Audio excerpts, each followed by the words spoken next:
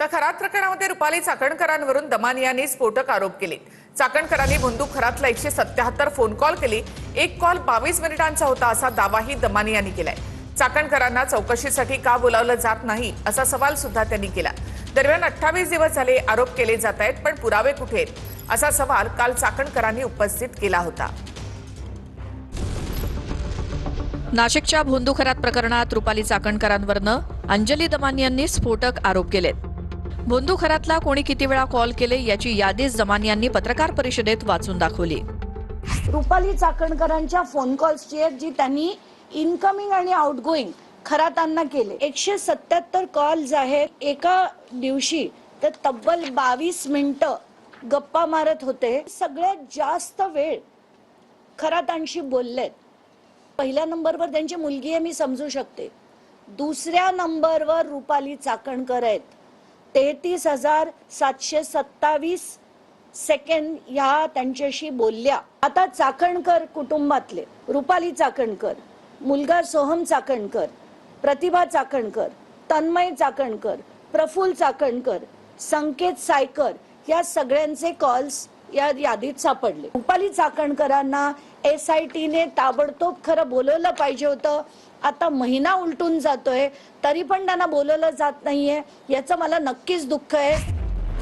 तर 28 दिवस झाले पुरावे कुठे आहेत असा सवाल करणाऱ्या चाकणकरांवर तृप्ती देसाई आणि दमानियांनी पलटवारही केलाय।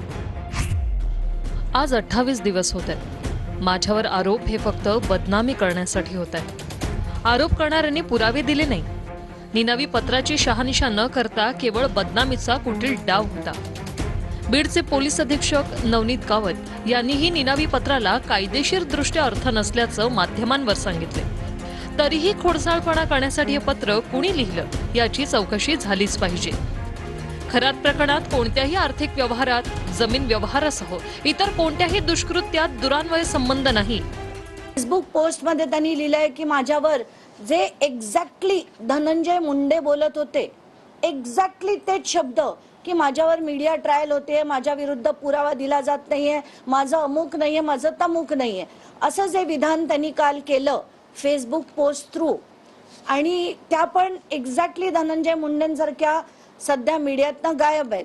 20 दिवस झोपा काढत होत्या का? आता 28 दिवसानंतर त्यांच्या बहिणीचा जबाब झाल्यानंतर त्यांना आता जाग आली। त्या वेळेला त्यांनी जर उत्तर दिलं असतं तर रुपाली चाकणकरांच्या विरोधात फार कोणी बोललं नसतं।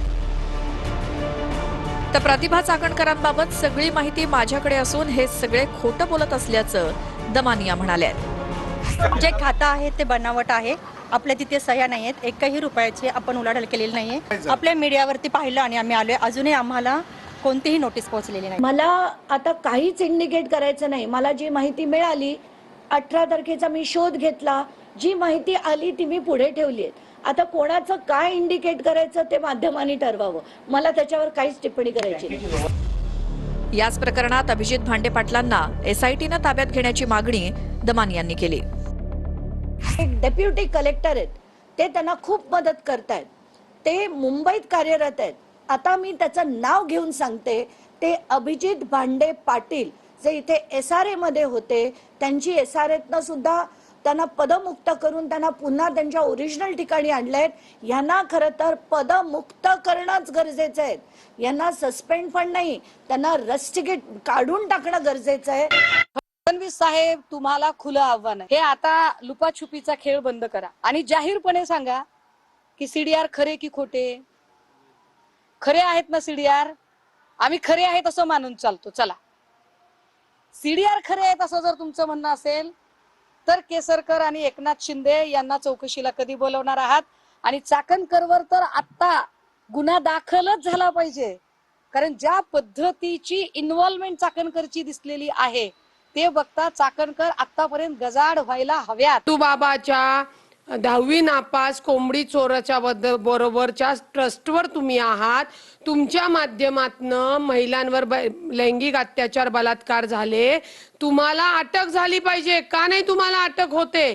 तर तुमच्या माहितीसाठी सांगते, काही लोक त्यांना वाचवण्यासाठी, ज्यांना चाकणकर यांनी पूजेला नेलं, ज्यांचे पूजेचे फोटो तिथं आहेत, ते फोटो सगळ्या सोशल मीडियावरच्या माध्यमातून सगळ्यांच्या मोबाईलमध्ये आहेत. पोलिसांना ते नंतर मिळालेत.